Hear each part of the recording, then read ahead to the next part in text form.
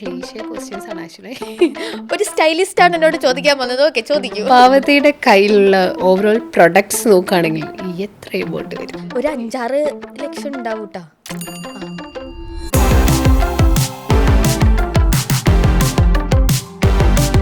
Most expensive brand ഏതായിരിക്കും കയ്യിലുള്ളത്? ബിയറിൻ്റെത്. പക്ഷേ ഇല്ലേ, എനിക്ക് അത്ര അത് ലാസ്റ്റ് ചെയ്യുന്നതായിട്ട് തോന്നുന്നു. മേ ബി അത് ബുള്ളറ്റ് ലിപ്സ്റ്റിക് ആയതുകൊണ്ടായിരിക്കും ഞാൻ അതിനെ അനക്കാതെ അവിടെ വെച്ചിട്ടുണ്ട്.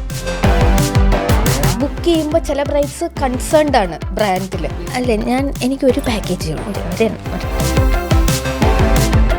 50% മേക്കപ്പിനെ പറ്റി സംസാരിച്ചിട്ടുണ്ടെങ്കിൽ ബാക്കി ഒരു 40% പറയുന്നത് പാർവതിയുടെ സാരീനെ പറ്റിയിട്ടും ഓർണമെന്റ്സിനെ പറ്റിയും ഞാൻ കമന്റ്സ് നോക്കാറുണ്ട്. ഞാൻ തന്നെയാണല്ലോ, എൻ്റെ തല എൻ്റെ ഫുൾ ഫിഗർ.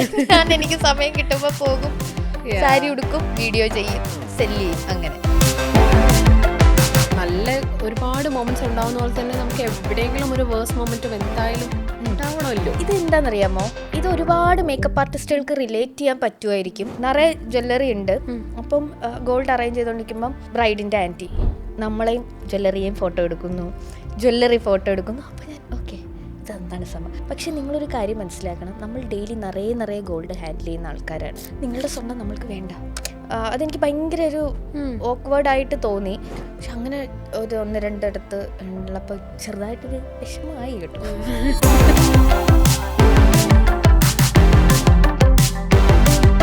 ഞാൻ 3 കൊല്ലമായിട്ട് ടിപ്സ് കൊടുത്തോണ്ടിരിക്കുക. ഇനി എൻ്റെ കയ്യിൽ ഇല്ല തരാൻ. പ്ലീസ് ഗൈസ്, എനിക്കറിയുന്നതല്ല.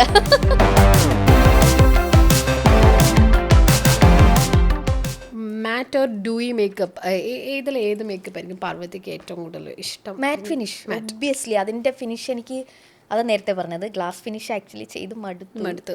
മാറ്റ് ഫിനിഷിൻ്റെത് ഒരു വേറെ പ്രത്യേക തന്നെ ഭംഗിയാണ് കേട്ടോ. ഫീച്ചേഴ്സ് എല്ലാം ഒന്നുകൂടെ എൻഹാൻസ് ചെയ്ത് വരുന്നതായിട്ട് തോന്നിയിട്ടുണ്ട്. പിന്നെ ഗ്ലാസ് ഫിനിഷ് ചെയ്ത് സ്റ്റാർട്ട് ചെയ്ത സമയങ്ങളിൽ 1-2 നെഗറ്റീവ്സ് വന്നത് എന്താണെന്ന് വെച്ചാൽ, ഈ ഫേസിന് വണ്ണമുള്ള ആൾക്കാരില്ലേ, അവർക്ക് സ്റ്റേജിൽ നിൽക്കുമ്പോൾ കുറച്ചുകൂടി ഒന്നൊരു വലിപ്പം തോന്നുന്നുണ്ടെന്ന് ഇങ്ങനെ ഒരു ഫീഡ്ബാക്ക് കിട്ടിയിരുന്നു. ബിക്കോസ് നല്ല ഈ ഒരു ഏരിയ ഒക്കെയാണല്ലോ ഗ്ലോ ചെയ്യുന്നത്. അപ്പോൾ ഈ ഒരു ഏരിയ കുറച്ച് ചീക്കൊക്കെ ഉള്ള ആൾക്കാരാണെങ്കിൽ നമ്മളിവിടെ കൂടുതലും ബ്ലഷൊക്കെ ഇട്ട്, അതാണ് ഈ ഒരു ഗ്ലാസ് ഫിനിഷിൻ്റെ ട്രെൻഡ് എന്ന് പറയുന്നത്. അപ്പോൾ അത് കുറച്ചുകൂടി ഒന്നൊരു എൻഹാൻസ് ചെയ്ത് കാണിക്കുക ചെയ്യുന്നത്. സോ എന്നോട് ചോദിക്കുകയാണെങ്കിൽ എപ്പോഴും മാറ്റ് ഫിനിഷാണ്. നമുക്ക് വളരെ നീറ്റായിട്ടും ഇരിക്കും, നല്ല രസത്തിൽ കുറേ നേരം, ഡ്യൂയി ഫിനിഷിനേലും കുറേ നേരം ലാസ്റ്റ് ചെയ്യുകയും ചെയ്യും. ഞാൻ പാർവതി ചെയ്തിരിക്കുന്നതിലും ഞാൻ കൂടുതലും കണ്ടിട്ടുള്ളതും മാറ്റ് ഫിനിഷ് മേക്കപ്പാണ് കണ്ടിട്ടുള്ളത്. ഗ്ലാസ് ഫിനിഷാണ് കേട്ടോ. ഇപ്പം കൂടുതലും ഗ്ലാസ് ഫിനിഷ് ആവുക. മാറ്റും ഗ്ലാസും ഒക്കെ ഇഷ്ടപ്പെടുന്ന ആൾക്കാരെല്ലാവരും പാർവതിനെ കോണ്ടാക്ട് ചെയ്തോളൂ കേട്ടോ. എന്താ ഒരു കേരളത്തിൽ തന്നെ ഒരു ഇഷ്ടപ്പെട്ടൊരു മേക്കപ്പ് ആർട്ടിസ്റ്റ് എന്നൊക്കെ പറയുകയാണെങ്കിൽ പാർവതി ആരുടെ പേര് പറയും? കുറേ ആൾക്കാരുണ്ട്. എനിക്ക് എക്ത ബ്രൈഡൽ ഇഷ്ടമാണ്. പിന്നെ ലാ ഫെമിന എനിക്കിഷ്ടമാണ്. ഐശ്വര്യയുടെ മേക്കപ്പ് എനിക്കിഷ്ടമാണ്. ഐശ്വര്യനെ ഓൾസോ നമ്മൾ സ്റ്റൈൽ ടോക്സിലേക്ക് ഞാൻ മെസ്സേജ് അയച്ചിട്ടുണ്ട്. ഐശ്വര്യ കണ്ടിട്ടുണ്ടാവില്ല. ഐശ്വര്യ കണ്ടിട്ടുണ്ടെങ്കിൽ ട്രിവാൻഡ്രം സൈഡിലേക്ക് പോകുമ്പോൾ കുറേ ആൾക്കാരുണ്ട് കേട്ടോ. പിന്നെ എനിക്ക് എൻ്റെ ഏറ്റവും അടുത്ത സുഹൃത്താണ് അഭിലാഷ് ചിക്കു. അവൻ്റെ ഭയങ്കര നാച്ചുറൽ ഫിനിഷിലുള്ള മേക്കപ്പാണ്. അവൻ്റെ മേക്കപ്പ് എനിക്കിഷ്ടമാണ്. കുറേ ആർട്ടിസ്റ്റുകളുണ്ട്. ആരുടെയൊക്കെ പേര് ഇപ്പം കേരളത്തിൽ മാറ്റിക്കോ. മൊത്തത്തിൽ ഇപ്പം സെലിബ്രിറ്റി മേക്കപ്പ് ആർട്ടിസ്റ്റ്, ഇപ്പം വേറെ സാധനം കൊണ്ടല്ലോ, celebrity makeup artist, bridal makeup artist എന്നൊക്കെ പറയുന്നൊരു കാറ്റഗറി ഇപ്പോഴും ഞാൻ കൺഫ്യൂസ്ഡ് ആണ്. സെലിബ്രിറ്റി ആയിട്ടുള്ള മേക്കപ്പ് ചെയ്യുന്ന ആൾക്കാരെയാണോ ഈ സെലിബ്രിറ്റി മേക്കപ്പ് ആർട്ടിസ്റ്റ് എന്ന് പറയുന്നത്, അതോ സെലിബ്രിറ്റീസിനെ ചെയ്യുന്ന ആർട്ടിസ്റ്റുകളെയാണോ ഈ സെലിബ്രിറ്റി? അതെ, ഇങ്ങനെ അതിന് കൊടുക്കുമല്ലോ അവരുടെ പ്രൊഫൈൽ കമന്റ് ചെയ്യാം അല്ലേ? ഏതാണ് ഉദ്ദേശിക്കുന്നത്? ഞാൻ ഇപ്പോഴും കൺഫ്യൂസ്ഡ് ആണ് കേട്ടോ. എനിക്കൊന്ന് ഇപ്പോൾ എല്ലാ മേക്കപ്പ് ആർട്ടിസ്റ്റുകളും സെലിബ്രിറ്റീസിനെ ചെയ്യുന്നുണ്ട്, അതോ അവരെ തന്നെ സെലിബ്രിറ്റീസ് എന്ന് പറയുവാണ്, എനിക്ക് അറിഞ്ഞൂടാ. ഐ മീൻ അതിപ്പോഴും ഒരു ക്വസ്റ്റ്യൻ മാർക്കിൽ നിൽക്കുകയാണ്. എനിക്ക് എൻ്റെ അറിവില്ലായ്മ കൊണ്ടായിരിക്കും. താങ്കളുടെ അഭിപ്രായം എന്താ? എനിക്കറിയില്ല കേട്ടോ. വിശേഷിപ്പിക്കുന്നതും അങ്ങനെയാണ്. ചിലർ മേ ബി സെലിബ്രിറ്റീസിനെ ഒരുപാട് വർക്ക് ചെയ്യുന്നതുകൊണ്ടായിരിക്കാം മേ ബി ആളുകൾ അതെന്താ പറയുക, എൻ്റെ പ്രൊഫൈലിൽ സെലിബ്രിറ്റി മേക്കപ്പ് ആർട്ടിസ്റ്റിനാണ് ഇട്ടേക്കുന്നത്. നമ്മളൊക്കെ വന്ന സമയത്ത് സെലിബ്രിറ്റീസിനെ ചെയ്യുന്ന ആർട്ടിസ്റ്റുകൾക്കാണ് കുറച്ചുകൂടെ ഡിമാൻഡ് ഉണ്ടായിരുന്നത്. സെലിബ്രിറ്റീസ് ഫേസ് കൊടുക്കുന്നു ചെയ്യാൻ, അപ്പോൾ പിന്നെ ഒബ്വിയസ്ലി നമുക്ക് ചെയ്യാം, അപ്പോൾ വർക്ക് നല്ലതായത് കൊണ്ടാണല്ലോ എന്നൊരു ഇതുണ്ട്. പക്ഷെ ഇപ്പോൾ ബിഗിനേഴ്സിനാണെങ്കിലും സെലിബ്രിറ്റീസ് ഫേസ് കൊടുക്കുന്നുണ്ട്. യെസ്, ഉണ്ട്. പക്ഷെ അന്ന് ആ കാലത്ത് വളരെ ലിമിറ്റഡ് ആയിരുന്നു സെലിബ്രിറ്റീസിനെ ചെയ്യുന്ന ആർട്ടിസ്റ്റുകൾ. ആയിട്ടുള്ള ആളുകൾ അതുകൊണ്ടായിരിക്കും ചിലപ്പോൾ സെലിബ്രിറ്റി മേക്കപ്പ് ആർട്ടിസ്റ്റ് എന്ന് പറയുന്നത്. ബേബി ആയിരിക്കും ചിലപ്പോൾ അവർ അഫോർഡ് ചെയ്യാനും പറ്റുണ്ടാവില്ല സാധാരണക്കാർക്ക്. എൻ്റെ ഒരു അറിവാണ് കേട്ടോ ഈ പറയുന്നത്, നിങ്ങൾ എന്നെ താഴെ ഒന്ന് പൊങ്കാലിടരുത്. അതുപോലെ തന്നെ ഈ മേക്കപ്പ് ആർട്ടിസ്റ്റുകളുടെ കൂടെ ഹെയർ സ്റ്റൈലിസ്റ്റും ഉണ്ടാവും എന്ന് പറയും. ഇപ്പം നമ്മുടെ ഇപ്പം ഫോട്ടോഷൂട്ടിലും ആഡിലേക്കൊക്കെ വരുവാണെങ്കിൽ ഹെയർ സ്റ്റൈലിങ്ങിന് സെപ്പറേറ്റ് ഒരാൾ, മേക്കപ്പിന് സെപ്പറേറ്റ് ഒരാൾ, ഇങ്ങനെ ആയിരിക്കും എടുക്കുന്നുണ്ടാവുക. ബ്രൈഡലിലേക്കൊക്കെ വരാൻ നേരത്തെ ഇങ്ങനെ പാർവതിക്ക് അങ്ങനെ ഒരു ഇതുണ്ടോ? എനിക്ക് ഞാൻ തന്നെ ചെയ്യുന്നതാണ് ഇഷ്ടം. ഹെയറും മേക്കപ്പും എൻ്റെ അതായത് ബ്രൈഡിൻ്റെ ഫേസ് മേക്കപ്പ് ഞാനാ ചെയ്യുന്നതെങ്കിൽ ആ ലുക്ക് കംപ്ലീറ്റ് ആവാനായിട്ട് ഹെയറും കൂടെ വരണമല്ലോ. അപ്പം അത് രണ്ടും ഞാൻ തന്നെ ചെയ്യുന്നതാണ് എനിക്ക് കുറച്ചുകൂടെ സാറ്റിസ്ഫൈഡ് ആകുന്നത്. അങ്ങനെ ഹെയർ സ്റ്റൈലിസ്റ്റിനെ പ്രത്യേകം കൊണ്ടുപോകുന്ന ആർട്ടിസ്റ്റും ഉണ്ട്. ഡിപ്പെൻസ് ഓൺ ആർട്ടിസ്റ്റാണ്. എനിക്കിഷ്ടം ഞാൻ തന്നെ ഹെയർ ചെയ്യുന്ന. പിന്നെ ഹെയർ പ്രെപ്പിങ്ങിനൊക്കെ അസിസ്റ്റൻസ് ഉണ്ടാവാറുണ്ട്, ക്രിമ്പിങ്, കേളിങ്, അയണിങ് അതുപോലുള്ള കാര്യങ്ങൾക്ക്. ബ്രൈഡലിന് അങ്ങനെ സെപ്പറേറ്റ് ആയിട്ട് അങ്ങനെ ആളുകൾ കുറവാണല്ലേ? ഡിപ്പെൻസ് ആണ് ഓരോ ആർട്ടിസ്റ്റിനെയും. ചില ആർട്ടിസ്റ്റ് ഫേസ് മേക്കപ്പ് മാത്രം ചെയ്യും. ഇപ്പം ഞാൻ എൻ്റെ കേസിലേക്ക് വരുവാണെങ്കിൽ ഹെയറും മേക്കപ്പും ഞാൻ ചെയ്യും, ഡ്രേപ്പിങ്ങിന് വേറെ ആളാണ്. ഇപ്പം ഡ്രേപ്പിസ്റ്റ് കാറ്റഗറി ഭയങ്കര ഒരു എന്താണ് ട്രെൻഡായി നിൽക്കുന്നതാണല്ലോ സാരി ഡ്രേപ്പിംഗ് എന്ന് പറയുന്നത്. മിക്ക ബ്രൈഡ്സിനും അവര് പ്രൊഫഷണൽ ഡ്രേപ്പിസ്റ്റുകളെയാണ് പ്രിഫർ ചെയ്യുന്നത്. ഓവറോൾ ലുക്ക് അടിപൊളിയാവാൻ വേണ്ടിയിട്ട് അവർ നന്നായിട്ട് എഫേർട്ട് എടുക്കുന്നുണ്ടെന്നുള്ളതാണ്. മേക്കപ്പ് മാത്രമല്ല, ഓവറോൾ ലുക്ക് ആണെങ്കിലും ഒരുപാട് എഫേർട്ട് എടുക്കുന്നുള്ളത്. പാർവതിയുടെ കയ്യിലുള്ള ഓവറോൾ പ്രൊഡക്ട്സ് നോക്കുകയാണെങ്കിൽ എത്ര എമൗണ്ട് വരും?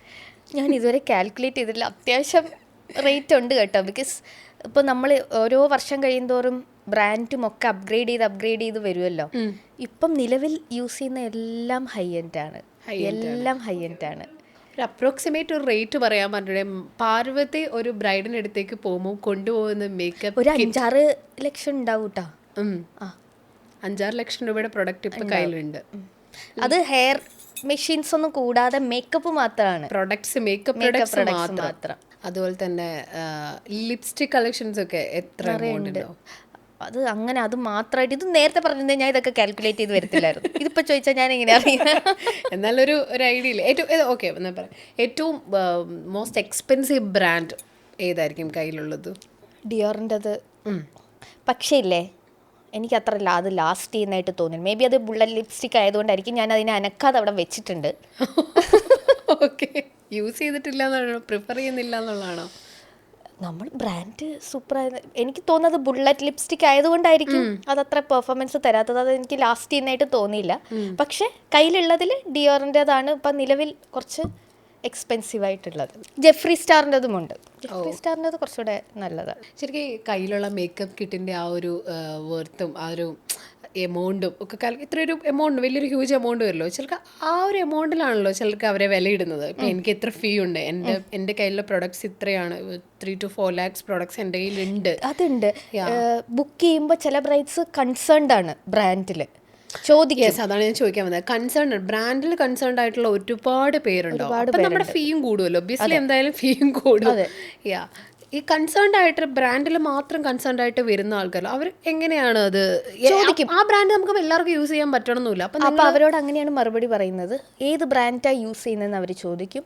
അപ്പം നമ്മൾ ഡിഫറെൻറ്റ് ബ്രാൻഡ്സ് ആണ് പറയുന്നത്. എന്നിട്ട് ചിലവരപ്പോൾ പെർട്ടിക്കുലർലി ചോദിക്കും ബ്രാൻഡ് നെയിംസ് എന്തൊക്കെയാണെന്ന്. ബ്രാൻഡ് നെയിം പറയും. പക്ഷേ നിങ്ങൾക്ക് അതായിരിക്കത്തില്ല യൂസ് ചെയ്യുന്നത്. നിങ്ങളുടെ സ്കിൻ ടൈപ്പ് ഏതാണ്, സ്കിൻ ടോൺ ഏതാണ്, അതൊക്കെ അനുസരിച്ചായിരിക്കും ഞാൻ ബ്രാൻഡ് പ്രിഫർ ചെയ്യുന്നത്. ഇപ്പം നാഴ്സ് എന്ന് പറയുന്ന ബ്രാൻഡ് ഒരു റേഡിയൻ ഫിനിഷ് കൊടുക്കുന്നതാണ്. ഹുഡ ബ്യൂട്ടി എന്ന് പറയുന്ന ഒരു ബ്രാൻഡ് മാറ്റ് ഫിനിഷ് കൊടുക്കുന്നതാണ്. സോ നിങ്ങൾക്ക് ഞാൻ ഏത് പ്രൊഡക്റ്റാണ് യൂസ് ചെയ്യുന്നുള്ള അന്നത്തെ ദിവസം വന്നിട്ട് കറണ്ട് സ്കിൻ ടൈപ്പ് ഏതാണെന്ന് നോക്കിയിട്ട് അതിനനുസരിച്ചുള്ള ബ്രാൻഡായിരിക്കും നിങ്ങൾക്ക് യൂസ് ചെയ്യുന്നതെന്ന് പറയും. പക്ഷേ ബുക്കിംഗ് സമയത്ത് ചോദിക്കും കേട്ടോ. കുറേ ആൾക്കാർ ചോദിക്കാറുണ്ട് ഏത് ബ്രാൻഡാണ് യൂസ് ചെയ്യുന്നതെന്ന്.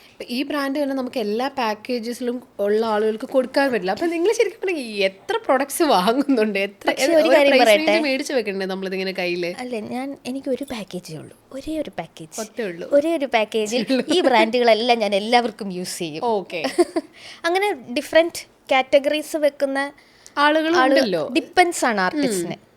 എനിക്ക് ഇതൊക്കെ വെച്ച് ചെയ്താൽ എനിക്കൊരു സാറ്റിസ്ഫാക്ഷൻ ഉള്ളൂ. ഓക്കെ. അപ്പോൾ പാവത്തിന് വിളിച്ച ആ ഒരൊറ്റ പാക്കേജേ ഉള്ളൂ, പാക്കേജേ ഉള്ളൂ. അപ്പോൾ എല്ലാവർക്കും നമ്മളെ ബുക്ക് ചെയ്യുന്ന എല്ലാവർക്കും ഈ പ്രൊഡക്ട്സ് എല്ലാം എല്ലാം യൂസ് use ചെയ്യാം, ചെയ്യാൻ എല്ലാ ഹൈ എൻഡ് പ്രൊഡക്ട്സും യൂസ് ചെയ്യാമല്ലോ. അല്ല ഇത് ഞാൻ കേട്ടിട്ടുണ്ട് കേട്ടോ അങ്ങനെ ചിലര് അല്ല വിളിക്കുന്ന ബ്രൈഡ്സ് അപ്പോൾ നമ്മളെ മാത്രമായിരിക്കത്തില്ല, ചില ബ്രൈഡ്സ് കുറേ ആർട്ടിസ്റ്റിൻ്റെ അടുത്ത് എൻക്വയറി ചെയ്യുന്നുണ്ടാകും. അപ്പോൾ അവർ നമ്മളടുത്ത് പാക്കേജ് സഹിക്കുമോ എന്നാണ് ചോദിക്കുന്നത്.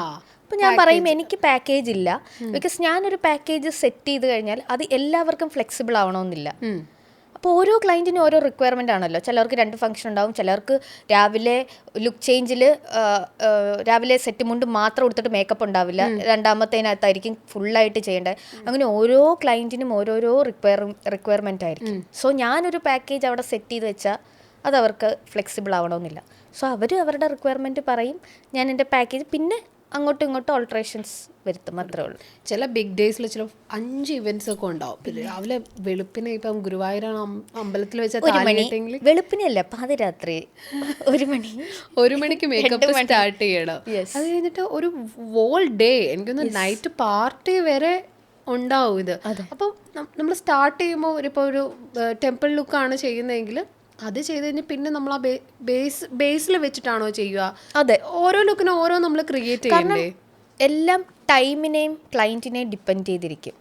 ഒന്ന് ക്ലയൻറ്റിൻ്റെ റിക്വയർമെൻറ്റ്, 2 റിക്വയർമെൻറ്റ് പറഞ്ഞാലും അവരുടെ റിക്വയർമെൻറ്റ് അനുസരിച്ച് ചെയ്തു കൊടുക്കാനുള്ള സമയമുണ്ടോ എന്നുള്ളത് നോക്കും. ചില ബ്രൈഡ്സിന് രാവിലത്തെ ടെമ്പിൾ ലുക്ക് കഴിഞ്ഞാൽ മണ്ഡപം ലുക്ക് വേറെ തന്നെ ജില്ലയിലായിരിക്കും. ഗുരുവായൂർ കഴിഞ്ഞാൽ വല്ല പാലക്കാടോ കൊച്ചിയോ ഒക്കെ ആയിരിക്കും. അപ്പോൾ ഇതെല്ലാം ക്ലയൻറ്റിനെയും ടൈമിനെയും ഡിപ്പെൻഡ് ചെയ്തിരിക്കും. നമ്മൾ ഈ ലുക്ക് ചേഞ്ചും ബേസ് ഇപ്പം ഫുള്ളായിട്ട് മാറ്റിയെടുത്താൽ ചെയ്യാൻ ടൈം ഉണ്ടെങ്കിൽ നമ്മൾ അങ്ങനെ ചെയ്ത് കൊടുക്കും. ഇല്ല ടൈമില്ല, അപ്പം നമ്മൾ ബേസ് അങ്ങനെ വെച്ചിട്ട് ജസ്റ്റ് ഈ eye makeup, lip shade, hair, ബാക്കിലേക്കുള്ള സ്റ്റൈൽ അതൊക്കെ ഒന്ന് ചേഞ്ച് ചെയ്ത് കൊടുക്കും. അപ്പം എൻ്റെ ഒരു ഡിഫറെൻറ്റ് ലുക്ക് തന്നെ നമുക്ക് കിട്ടും. ചെറിയ ചെറിയ ഓൾട്രേഷൻസ് വരുത്തിയാൽ വലിയ മാറ്റം വരും. ഇനി മേക്കപ്പ് മാറ്റി വെക്കാം, നമുക്ക് സ്റ്റൈലിങ്ങിലേക്ക് വരാം. ഞാൻ താങ്കൾക്കല്ലേ അതുമായി ബന്ധമുള്ള, ഞാൻ ഞാനങ്ങനെ പറയില്ല. ബിക്കോസ് ഒരു സ്റ്റൈലിസ്റ്റാണ് എന്നോട് ചോദിക്കാൻ വന്നത്. ഓക്കെ, ചോദിക്കൂ. അല്ല, ബിക്കോസ് വേറെ ഇതിരിക്കുന്ന സാരി ഞാൻ എല്ലാ വീഡിയോയിലും ആളുകൾ എനിക്ക് തോന്നുന്നു മേക്കപ്പിനെ കഴിഞ്ഞും ഒരു 60% മേക്കപ്പിനെ പറ്റി സംസാരിച്ചിട്ടുണ്ടെങ്കിൽ ബാക്കി ഒരു 40% പറയുന്നത് പാർവതിയുടെ സാരീനെ പറ്റിയിട്ടും ഓർണമെന്റ്സിനെ പറ്റിയും ഞാൻ കമന്റ്സ് നോക്കാറുണ്ട്. അതെ, അപ്പം സാരി പാർവതിക്കൊരു ബൊട്ടീക്കും ഉണ്ട്, ഒരു ബ്രാൻഡും ഉണ്ട്. അപ്പൊ അതും എങ്ങനെ പോകുന്നു? മേക്കപ്പും സ്റ്റൈലിങ്ങും എല്ലാം കൂടെ അത് അത്യാവശ്യം നന്നായി പോകുന്നു. ആദ്യം ഞാൻ കസ്റ്റമൈസേഷൻ എടുത്തിരുന്നു ബ്രൈഡ്സിന്റെ. ഇപ്പൊ തൽക്കാലം കസ്റ്റമൈസേഷൻ ഒന്ന് നിർത്തി വെച്ചേക്കോ, പക്ഷെ സാരി സെല്ലിങ് പോകുന്നുണ്ട്. ബിക്കോസ് നമ്മൾ ഈ ബ്രൈഡൽ സംഭവങ്ങളൊക്കെ എടുക്കുമ്പോൾ നമ്മൾ അവിടെ ത്രൂ ഔട്ട് വേണം. ബ്രൈഡ്സിനെ ഡീൽ ചെയ്യുമ്പോൾ അവരുടെ റിക്വയർമെൻറ്റും ഒക്കെ അനുസരിച്ച് നമുക്കൊരു സ്റ്റാഫിനെ മാത്രം കംപ്ലീറ്റ്ലി ഡിപ്പെൻഡ് ചെയ്ത് ഒരു സ്ഥാപനം നമുക്ക് കൊണ്ടുപോകാൻ സാധിക്കില്ല. അത് ഞാൻ കുറച്ച് വൈകിയാണ് മനസ്സിലാക്കിയത്. സോ കസ്റ്റമൈസേഷൻ ഒരു ടീം, കുറച്ചുകൂടെ ഒരു ബെറ്റർ ടീം ഒന്ന് ബിൽഡ് ചെയ്തിട്ട് സ്റ്റാർട്ട് ചെയ്യാമെന്ന് വിചാരിച്ചു. പക്ഷെ സാരി ഞാൻ തന്നെയാണല്ലോ, എൻ്റെ തല എൻ്റെ ഫുൾ ഫിഗർ. എനിക്ക് സമയം കിട്ടുമ്പോൾ പോകും, സാരി ഉടുക്കും, വീഡിയോ ചെയ്യും, സെല്ല് ചെയ്യും, അങ്ങനെ. ഓക്കെ, ഓൺലൈനാണ് അപ്പോൾ? ഓൺലൈൻ വാക്ക് ഇൻ കസ്റ്റമേഴ്സ് അങ്ങനെ ഇല്ല നമുക്ക്. എനിക്കൊന്ന് പാർവതിയുടെ വീഡിയോ കാണുന്ന ആളുകൾ സാരി കാണുന്നവരുണ്ട്. വീഡിയോസ് ഞാൻ കണ്ടിട്ടുണ്ട്, കമന്റ്സ് ഞാൻ കണ്ടിട്ടുണ്ട്, അതുകൊണ്ട് പറയുന്നതാ. ശരിയാ, ഞാനും കണ്ടു. സാരി മാത്രം നോക്കിയാ ഞാനെന്ന്. അപ്പം ഞാൻ ചോദിച്ചു ഇടയ്ക്ക് പിന്നെ ഓക്കെ അല്ലയോ, ലാസ്റ്റത്തെ ഓക്കെ കേൾക്കാനും ആളുകൾ വീഡിയോ കാണുന്നുണ്ടെന്ന് തോന്നുന്നു. പ്രസൻറ്റേഷനാണ് ഇപ്പം കണ്ടന്റ് ക്രിയേഷൻ എന്ന് പറഞ്ഞൊരു സാധനവും കൂടെ എല്ലാവരും ചെയ്യുന്നുണ്ട്. ഇപ്പം മേക്കപ്പ് ആർട്ടിസ്റ്റ് ആണെങ്കിൽ അവരുടെ ഷൂട്ട് ഡേ എല്ലാം അവർ ഒരു വീഡിയോ ആയി. മാർക്കറ്റിംഗ് ടീം എന്നെ പുഷ് ചെയ്യുന്ന ഒരു കാര്യമാണ് കേട്ടോ. എനിക്കാണെങ്കിൽ ഭയങ്കര മടിയാണ് ഈ രാവിലെയൊക്കെ എഴുന്നേറ്റ് ഇങ്ങനെ. ഞാൻ സമ്മതിച്ചു, അങ്ങനെ ചെയ്യുന്ന മേക്കപ്പ് ആർട്ടിസ്റ്റുകളെ അവർ അത്രയും എഫേർട്ട് എടുക്കുന്നുണ്ട്. രാവിലെ നമ്മൾ എങ്ങനെയെങ്കിലുമാണ്. കഴിഞ്ഞ ദിവസം ഞാനിട്ട വീഡിയോയിൽ എൻ്റെ ഒരു ഫ്രണ്ട് അയച്ചു തന്നിട്ട് ഫേസ് ഇതിൽ വല്ലാതെ ഇരിക്കുന്നു എന്ന് പറഞ്ഞു. അപ്പം ഞാൻ പറഞ്ഞു, മോളെ രാവിലെ 3 മണിക്ക് എഴുന്നേറ്റ് നിന്ന് എടുക്കുന്ന വീഡിയോ അതിൻ്റെ ഒരു പഫ്നെസ് ആണ്. സൗണ്ടൊക്കെ ഇങ്ങനെ കുറച്ച് ബാസായിട്ട് രാവിലെ എഴുന്നേൽക്കുമ്പോൾ അങ്ങനെയാണല്ലോ. അപ്പോഴാണ് ഇവർ ത്രൂ ഔട്ട് ഇങ്ങനെ വീഡിയോ എടുക്കുന്നവരെ സമ്മതിക്കണ്ടേ. ഇപ്പം നല്ല ഒരുപാട് മൊമെന്റ്സ് ഉണ്ടാവുന്ന പോലെ തന്നെ നമുക്ക് എവിടെയെങ്കിലും ഒരു വേഴ്സ് മൊമെന്റും എന്തായാലും ഉണ്ടാവണമല്ലോ. അങ്ങനെ എന്തെങ്കിലും ഒരു വേഴ്സ് മൊമെന്റ് ഈ ഒരു മേക്കപ്പ് ജേർണിയിൽ കിട്ടിയിട്ടുണ്ടോ? ഇത് എന്താണെന്നറിയാമോ, ഇത് ഒരുപാട് മേക്കപ്പ് ആർട്ടിസ്റ്റുകൾക്ക് റിലേറ്റ് ചെയ്യാൻ പറ്റുമായിരിക്കും. നമ്മൾ ഈ മേക്കപ്പ് ആർട്ടിസ്റ്റുകൾ കുറേ ഗോൾഡ് ഹാൻഡിൽ ചെയ്യുന്ന ആൾക്കാരാണല്ലോ. അപ്പം ചില ക്ലയൻറ്റിൻ്റെ വീട്ടിലൊക്കെ ആൾക്കാർ എങ്ങനെയാണെന്ന് വെച്ചാൽ നമ്മൾ ആ ഗോൾഡ് മോഷ്ടിക്കാൻ വന്ന ഒരു രീതിയാണ്.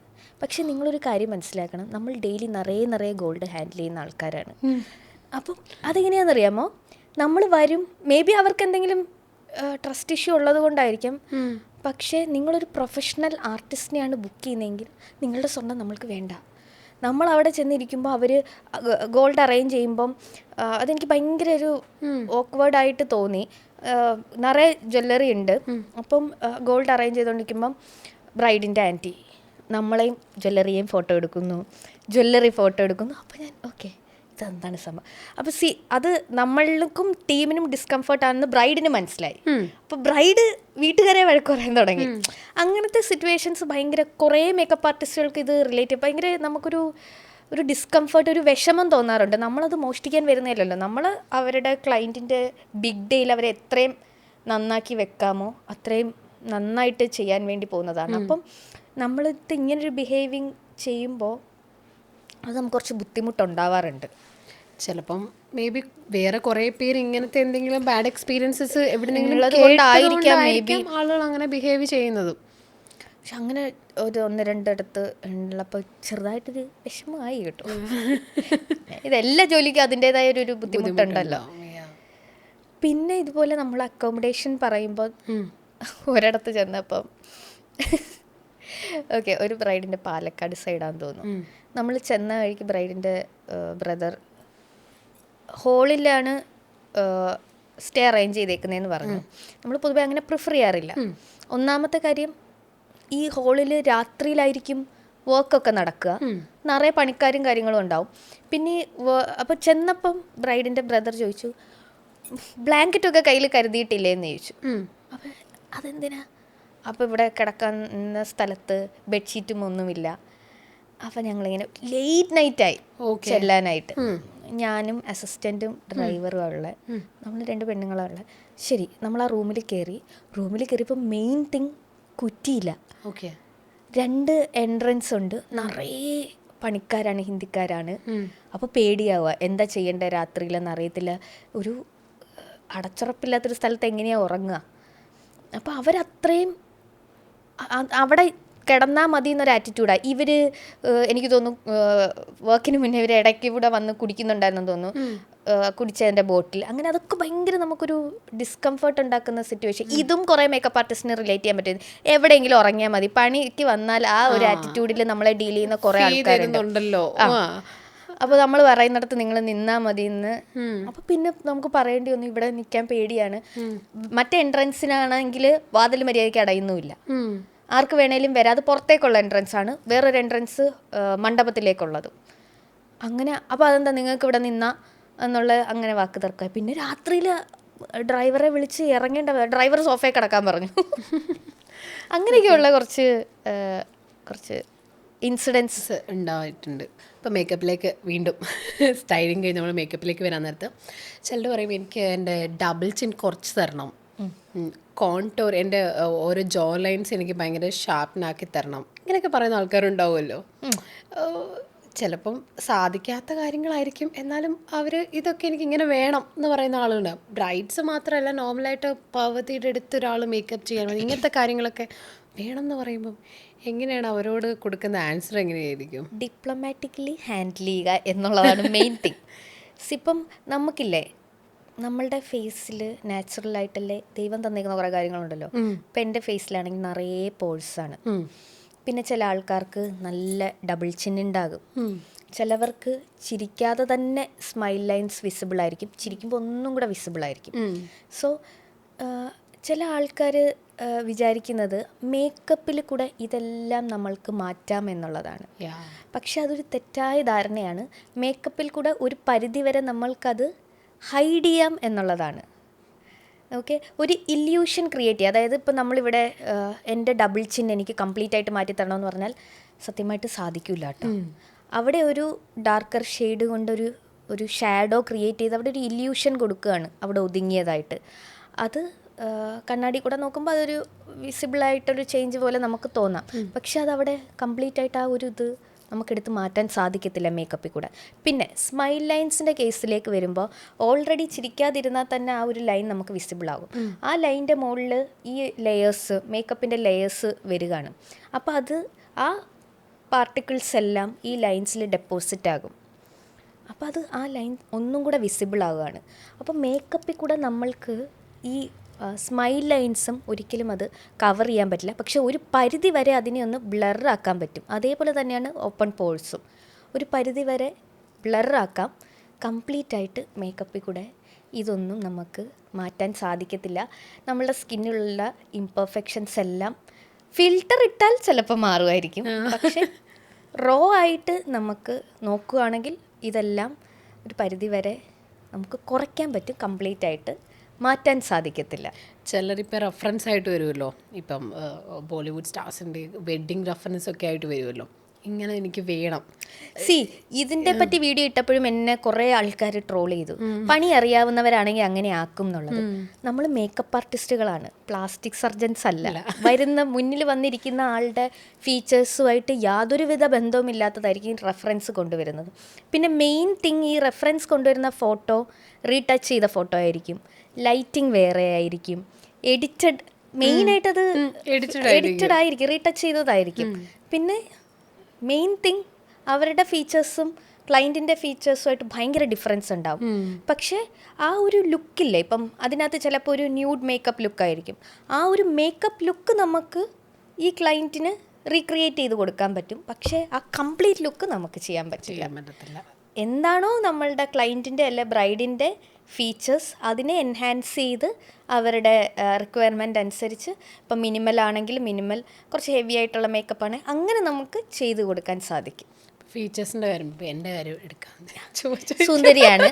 പ്രത്യേകിച്ച് എനിക്ക് താങ്കളുടെ സൗണ്ട് നല്ല ഇഷ്ടപ്പെട്ടു. കുറച്ച് ഹസ്കി ആയിട്ടുള്ള സൗണ്ട് അല്ലേ? എനിക്ക് വയ്യ. അല്ല അല്ലേ, ആണ് ആണെന്ന്. Thank you. ആക്ച്വലി ഇപ്പം എൻ്റെ ഫേസിലേക്ക് വരുന്നത്, ഇപ്പം ഫീച്ചേഴ്സിൻ്റെ കാര്യം പറഞ്ഞല്ലോ. ഇപ്പം ചില ഫേസിൽ ചില ഫീച്ചേഴ്സ് നമുക്ക് ഹൈലൈറ്റ് ചെയ്യണം തോന്നും. ഇപ്പം ചിലരുടെ ഫേസ് കാണുമ്പോൾ നമുക്ക്, ചിലവരുടെയൊക്കെ ഇല്ലേ കണ്ണ് കാണുമ്പോൾ തന്നെ നമുക്ക് ഇതിൽ ഞാനൊരു താജ്മഹൽ പണി നല്ല ഭംഗിയിൽ നമുക്ക് മേക്കപ്പ് ചെയ്തെടുക്കാൻ പറ്റും. ഇപ്പം എൻ്റെ അടുത്തേക്ക് വരുമ്പോൾ എൻ്റെ ഫേസിൽ ഏത് ഫീച്ചറായിരിക്കും ഹൈലൈറ്റ് ചെയ്യാൻ തോന്നുന്നു? മൂക്കും കണ്ണും ഒക്കെ ഹൈലൈറ്റ് ചെയ്താൽ നല്ല രസത്തിലിരിക്കും. ഐബ്രോസും കുറച്ചുകൂടെ ഹൈലൈറ്റ് ചെയ്താൽ നല്ല, ഐബ്രോസ് ഇല്ല എനിക്ക്, അതാണ് ഹൈലൈറ്റ് ചെയ്താൽ കുറച്ചുകൂടെ നല്ലതായിരിക്കും.